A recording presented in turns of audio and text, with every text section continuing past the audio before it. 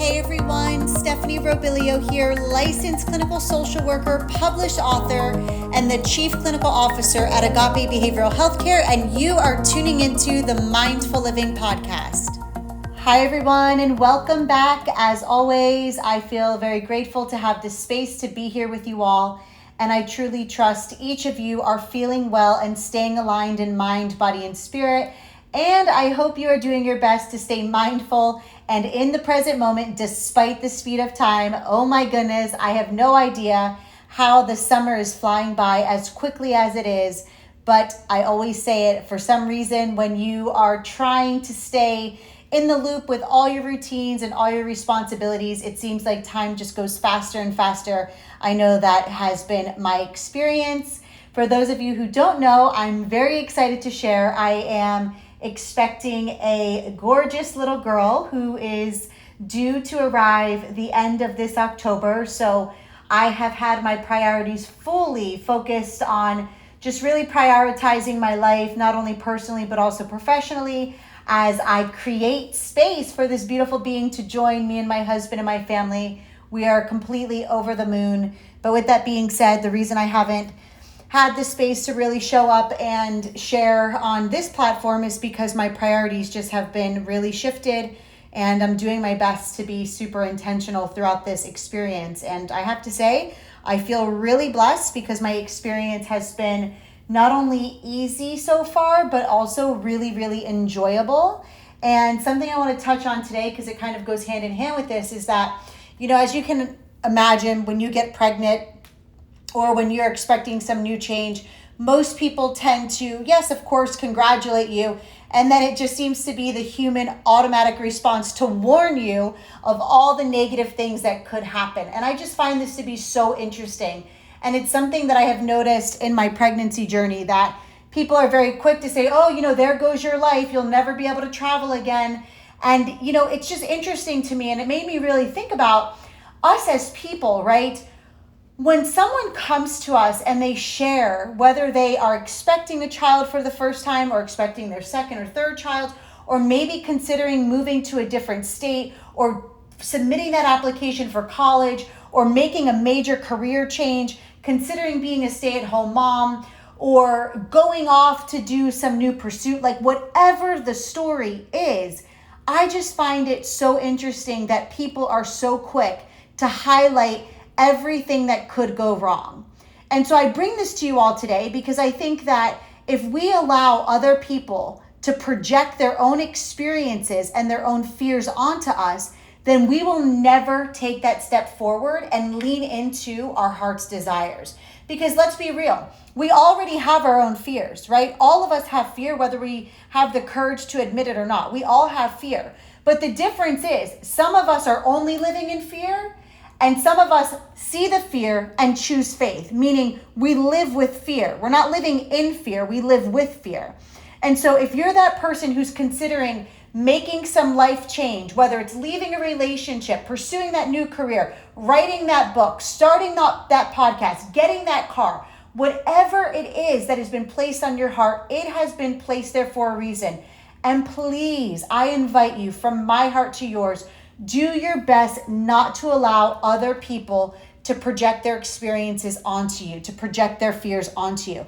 Now, that doesn't mean be closed off and don't hear what other people have to say. I believe strongly that, a wise person is wise enough to move through their life with an open mind and an open heart. And also a wise person has the emotional maturity to hear other people's experiences. And in fact, I believe when a person experience shares, that's beautiful, right? That's how we connect. That's how we relate. That's how we sometimes gain clarity, is through learning about the experiences of others. So it's one thing to experience share, and it's entirely different to project, right?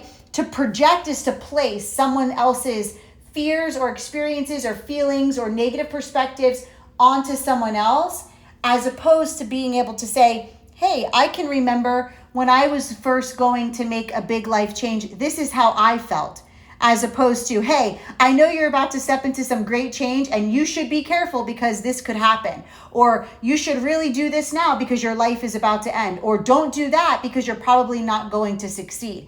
There's 100 ways that people project their own experiences onto us. And so today I really want to invite you all to ask yourself, are you the person who's projecting, or are you the person who's held back because you allow other people to place their projections onto you? Or maybe you're both. Maybe you're both. But I think that this is a really important question to really, really, really make some space to think about. Are you the projector, or are you held back because of people's projections, or are you both? I would invite you to take some quiet time to explore this question, because it's not only a beautiful way to gain self-awareness, but it also will support you in making the change you need to get closer to the things that you desire. Whether it's your goals, your dreams, your visions, or simple day-to-day tasks, whatever it might be, you are the only person who can get yourself there. And I can't say this part enough, but we cannot hope our way into change. We cannot hope our way into change. We have to work our way into change. We have to align our way into change. And so what that means is we can't just sit back and hope that our life gets better, or hope that our dream job comes, or hope that that dream relationship just lands somehow at our front door, right? Like, that's not how it works. Yes, having hope is amazing. As I talk about in my book, Unpack Your Bags, hope is the first step. But what can you do, or what are you willing to do to get into a place of knowing that everything you want wants you? Knowing that everything in your life is going to work out. Yes, there might be some obstacles along the way, but guess what? Obstacles are opportunities. They're some of our greatest teachers. There's going to be hardship. We're going to fall down. We're going to fail, if that's what you want to call it. But the question is always, are you willing to get back up? And can you lean into your faith and know that you are exactly where you're meant to be? Can you choose to know that? And not just know it, but do the work that it takes to get closer to the things that you desire. I know from firsthand experience, I lived a whole chapter of my life just hoping. I hope this pain will end. I hope one day I feel better about myself. I hope one day this. I hope one day that. And guess what? It did nothing for me. In fact, it perpetuated the cycles of my own anxiety, my own stress, my own fear, my own insecurities, my own depression, my own guilt, my own shame. It kept me in everything that I didn't want.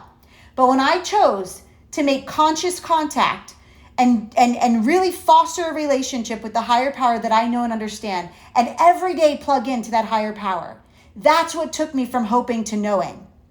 That's what took me from hoping to knowing. And how amazing is it to know that you have the ability right now to lean into know, lean into knowing, lean into faith, lean into something greater than you. Right? No more playing small, no more keeping yourself in a box, and certainly no more letting the opinions and the projections of other people keep you stuck. Fear says, well, what if this happens? Right? Where faith says, even if this happens. So I'm going to end it with that. Today, I hope you will not only explore the question that I shared with you all, but also transition your life, transform your life from hoping to knowing by leaning into a power that's greater than you, leaning into your inner wisdom, and beyond that, living with fear. Not living in fear, but living with fear. And every time fear says, well, what if this fails, or what if this happens, or what if I sound stupid, or what if I get rejected? In that moment, please, in that moment, stop and say, even if I fail, I will still show up. Even if they tell me no, I will still pick up the phone and ask. Even if there's a chance I could be left behind, I will still try. Even if I might look stupid, I will still show up. Even if, join me in affirming, even if, I will still show up, always and no matter what. Until the next episode, lots of love. Thank you so much for being here with me today. If you found today's episode to be insightful and inspiring, drop me a review so together we can help the next person, and come connect with me on social at Stephanie Robilio, and find all of my books on Amazon.